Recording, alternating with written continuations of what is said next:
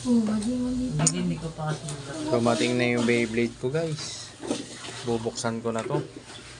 Nga, ang ba itsura nito, pangit ng box. Parang sira na. Uy. Ang ganda. Uy. Nice din. Plastic nga lang. Ayan, mura lang. Na-assemble ko na. Hindi lang mo nakatingin. Ito yung loob niya. Oo nga. Ito na itsura, guys. Susubukan ko ng paanda rin.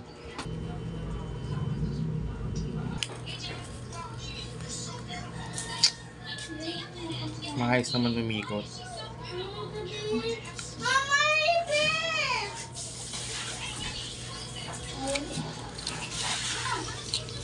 Kung bibili pa uli ako nito.